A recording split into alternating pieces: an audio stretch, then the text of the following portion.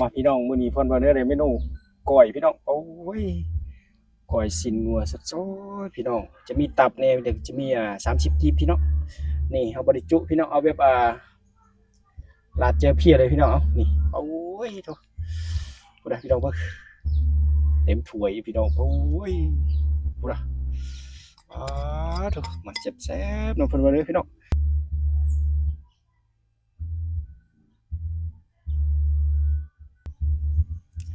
สบายดีพี่น้องเมื่อทุกคนมื้อนี้มาพบเพิ่นเบอร์เนื้อเพิ่นจดคือเก่าอีกเนาะมื้อนี้เพิ่นเบอร์เนื้อได้เมนูพี่น้องก้อยพี่น้องก้อยชิ้นงัวสดๆใส่กับ30กีบพี่น้องนี่30กีบก็มีแล้วก็จะมีตับนี่เฮ็ดแบบสูตรสดนะพี่น้องเฮ็ดแบบก้อยสูตรสดพี่น้องบ่ได้จุมื้อนี้เอ้า FC ก็ขอมาหลายเอ้าเมนูดิบผิดจักแน่เมนูก้อยเมนูจุเนี่ยจักบาทเพิ่นว่าเอ้า มื้อนี้ก็มีโอกาสจัดให้ตามคำขอพี่น้องมาแซ่บๆพ่นว่าเด้อพี่น้องนี่ว้าวเต็มอันน่ะจานใหญ่ๆพี่น้องโอ้ยเป็นจานกลมเลยพี่น้องเด้อมาแซ่บๆพ่นว่าพี่น้องโอ้ยนี่จะเติมอีกจักน้อยพี่น้องมีก็ได้มาเป็นฟกเลยพี่น้องเบิ่งพี่อ๋อทุกเอาแบบเติมความจวดจังหน่อยนะมันต้องเอาจวดๆจังหน่อย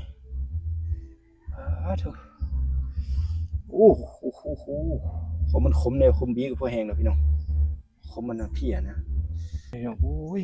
ใส่มะเขือน้ำเลยพี่น้องเด้อมะเขือนี่ถูกจากสีมืดบอกพี่น้องเอาเพื่อพี่เพื่อน้องพี่น้องมาเสียบเพิ่นไว้เลยพี่น้องแกะจังหน่อยของสดๆมันต้องจุดจัดจังหน่อยนะนี่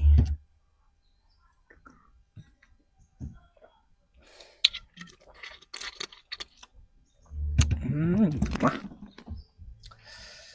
โอ้ยสีมือก่อนนี่เอาสูตรสดพี่น้องบ่ได้จุเอาสูตรสดเอามื้อนี้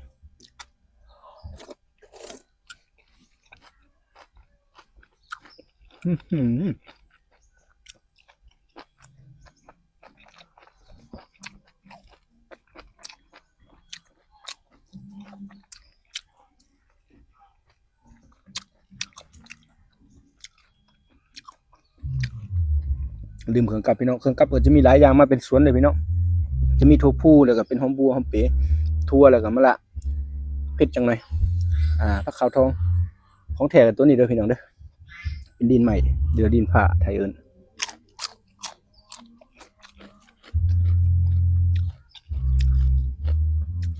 FC ก็ขอมาหลายมื้อนี้มีโอกาสจัดพี่น้องเบิ่งเอ้ยนี่สุดๆโลด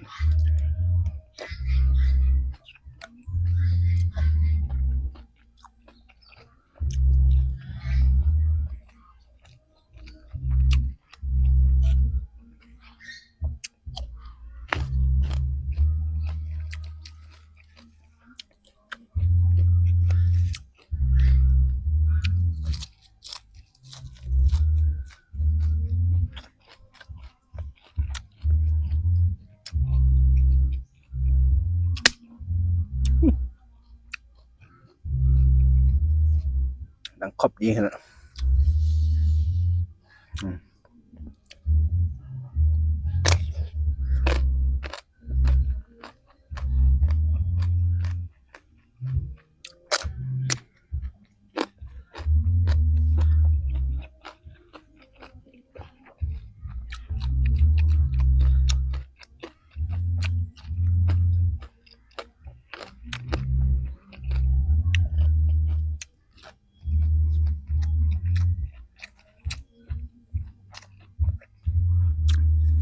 มีแต่แนวของผมมื้อนี้พี่น้อง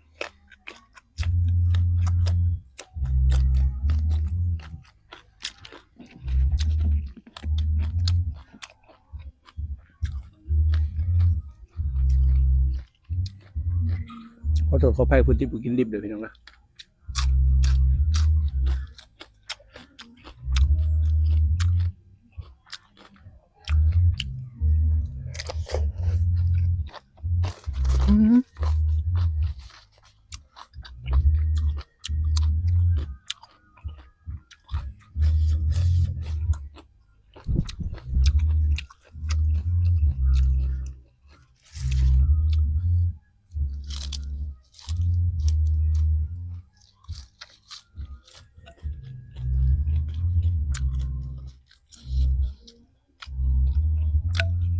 เบิ่งแจ่วให้น้องเบ้าเว้ย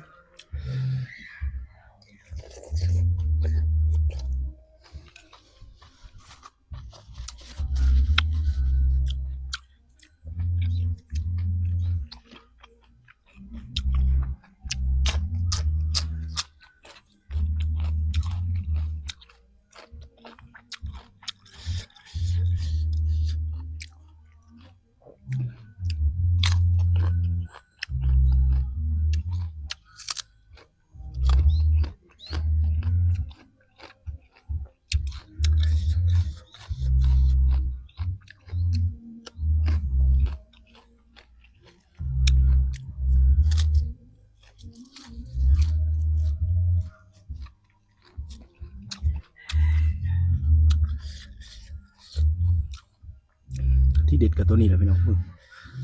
30กิบ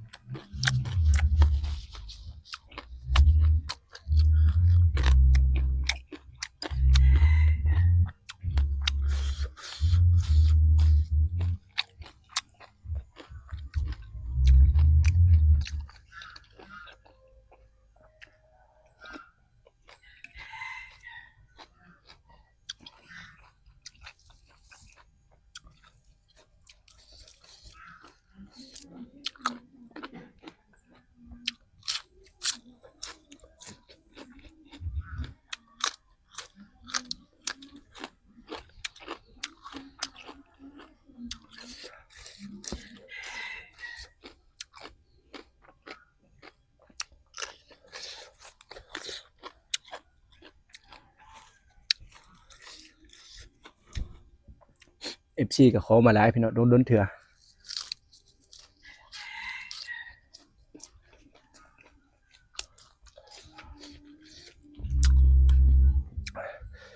เมนูนี้ก็ซูชิจุพี่น้อง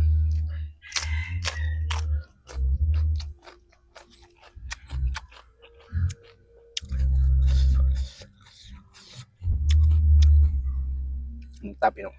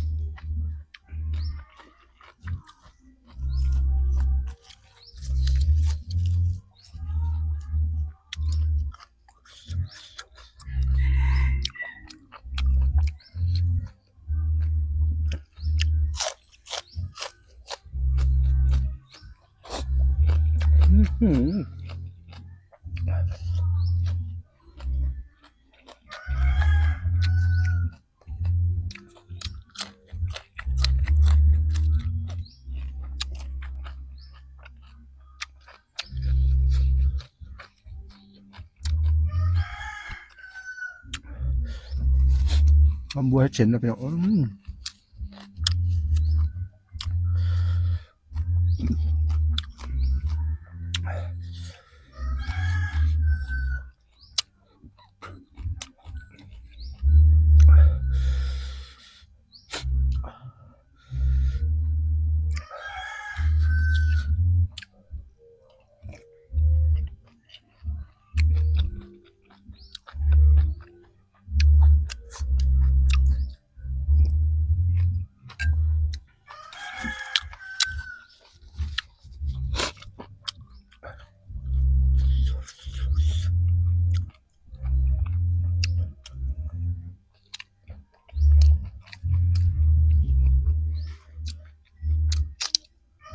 คน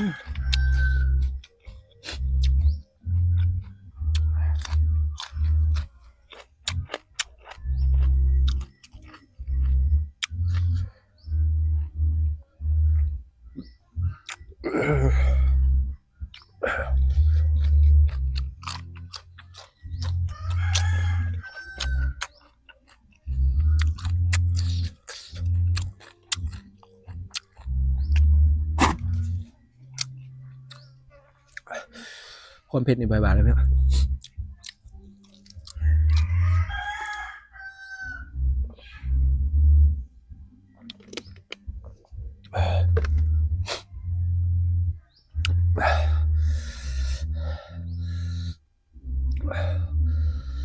30 กิบ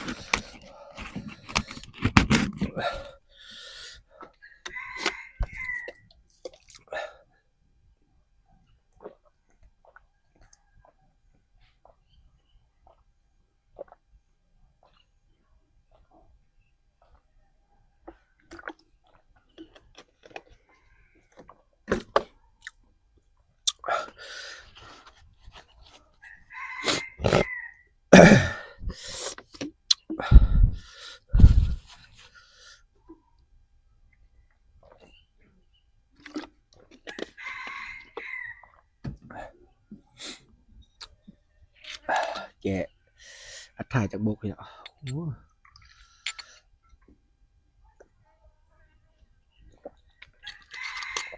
โอ้เอาเรียบร้อยมานี่พี่น้องโอ้ย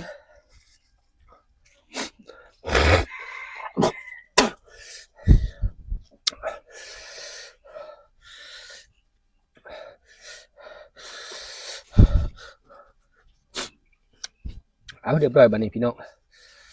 แหล่เมนูตอนพี่ตอนน้องยังหลายเติบอยู่เพื่อพี่เพื่อน้องพี่น้องกินพอหอมปากหอมคอนะ FC ก็ขอมาหลายพี่น้องมื้อนี้ก็มีโอกาสจัดให้เด้อพี่น้องเด้อ FC เด้อ ติดตามมึงพี่น้องถ้าท่านเมนูใดก็ขอมาก็สิจัดให้ตามคำขอพี่น้องเด้อถ้าตัวใดบ่ทันก็เนื่องจากว่า